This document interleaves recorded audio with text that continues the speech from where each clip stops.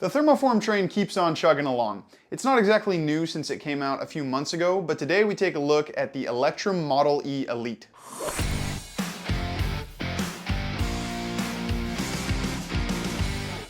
Hey everybody, it's Luca from Rackets and Runners. Now, it feels like every single paddle that's come out in 2023 has been thermoformed. The technology is pretty much taking over pickleball, and it's no surprise that Electrum, a company that was at the forefront of the last major technological development, is also leading the way with thermoforming. When raw carbon fiber paddles started catching fire, Electrum's standard Model E was one of the most popular paddles around, and it's still a bestseller to this day, so it's no surprise that they've changed next to nothing in developing the Model E Elite. Aside from the different construction with the Model E Elite being thermoformed and the standard one not, everything else is the same. The paddle is 16.5 inches long, 16 millimeters thick, it weighs between 8 and 8.3 ounces, and has a very short 5¼ inch handle. For some of you more eagle-eyed viewers out there, you might recognize this handle length as the same one that's advertised on the Selkirk Invicta, but to be quite honest, the Model E Elite's handle feels significantly shorter than the Invicta's, more like an Omni if anyone remembers that paddle. It is quite rare to have this short of a handle on this long of a paddle, and I can tell you that the paddle face to handle length ratio on the Model E Elite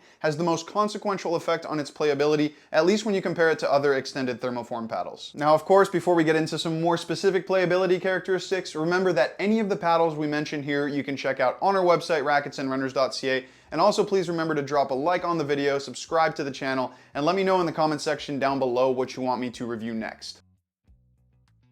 The Model E Elite is the most powerful paddle I've ever used, at least in stock form, and for those of you who have watched reviews on this paddle before, you'll know that that's not exactly an original opinion. Obviously, thermoform paddles are powerful to begin with, but the Elite is more powerful than any other 16mm thermoform paddle I've used, and the most important reason for that is this extended paddle face. Because the paddle face is so long, there is more mass behind the ball when the two make contact. It's already got a high static weight, but because so much of that mass is concentrated in the paddle face, it basically has one of the highest swing weights I've ever tested. Honestly, the first thing that came to mind when I was playing with the Elite is that this is Thor's hammer. Its top end power and pace generating potential is off the charts compared to pretty much any other paddle I've ever used. It's the type of paddle that you can really end the point from pretty much anywhere on the court. You can hit these deadly penetrating ground strokes from behind the baseline, and you can also volley with more put away power. Not quite as much as what you're gonna get playing tennis with a tennis racket, but more than pretty much any other pickleball paddle I've ever used. That additional power and depth was absolutely fantastic on serve because it basically means that you're pushing your opponent a little bit farther back into their own court,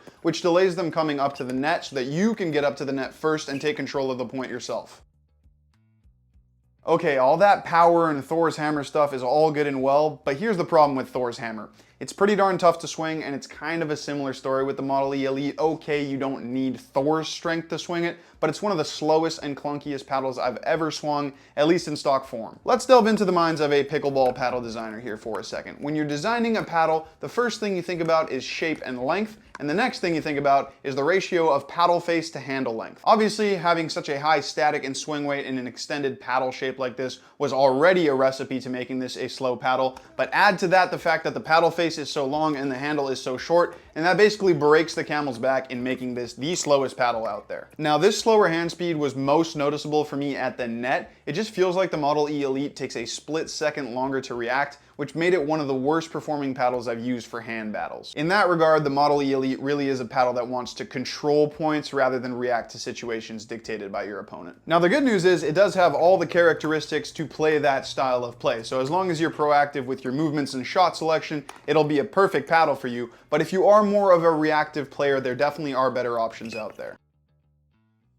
The Model E Elite's sluggishness also has an effect on its spin potential, although it's not nearly as consequential as it is on hand speed. When a paddle face is long like this, it basically means the paddle is going to be less whippy than the opposite would be. The pivot point is lower down the paddle face, so when you snap it through contact, you're going to get less of that slingshot effect as the paddle makes contact with the ball. Now, obviously, that's going to have a pretty consequential effect on the spin potential with this paddle, because that slingshot effect is basically the #1 reason why advanced players can put so much spin on the ball when they brush up. I've obviously developed certain habits and techniques when hitting specific shots, and I felt this lack of whippability most when I wasn't quite as settled and able to hit with perfect technique on my spin shots. I just couldn't whip the paddle through contact as fast, which is super important to put spin onto a shot that you haven't fully prepared for. With that said, I don't want anyone to start thinking that this isn't a very spin-friendly paddle, because it is. It's still thermoformed, so it's in the 90th percentile compared to the rest of the industry in terms of spin, but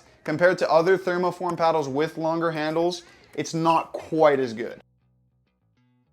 I know I got a little bit negative Nelly there with hand speed and spin, although I'm emphasizing once again that this is a very spin-friendly paddle. But anyways, we're going to take a turn back to the positive here with stability and sweet spot size. Thermoform unibody paddles like this are inherently very stable. They're made from one piece of carbon throughout, so there are no seams for energy to be lost and destabilize the paddle. So obviously, being thermoform, the Model E Elite was always going to be stable, but there are two other very important factors that determine stability, and that's paddle face and swing weight. As I've said many times now, it's got a big paddle face and a high swing weight, so it quite literally has all the ingredients to be stable. And if it's not the most stable paddle I've ever tried in stock form, it's second only to the Hyperion CFS 16. That incredible stability helps make it feel very consistent, which really helps with its dictatey style of play, because it basically means there's going to be no surprises in store for you when you decide to really go for your shots. Now, stability and sweet spot size kind of go hand in hand, as you would expect from something with such a large paddle face. The sweet spot is very big and plenty forgiving. Do you guys know this thing has a big paddle face?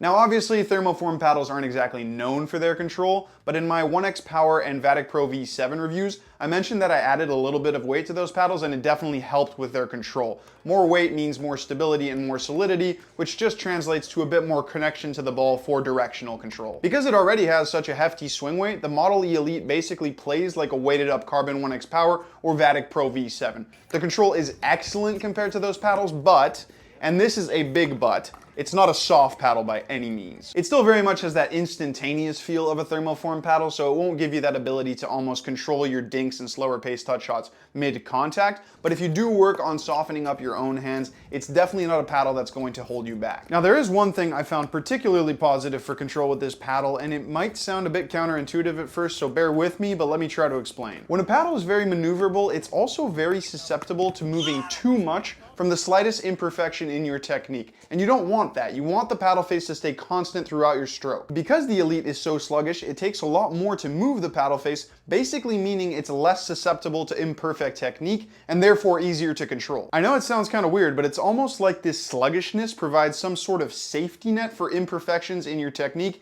especially during slower shots. Kind of cool.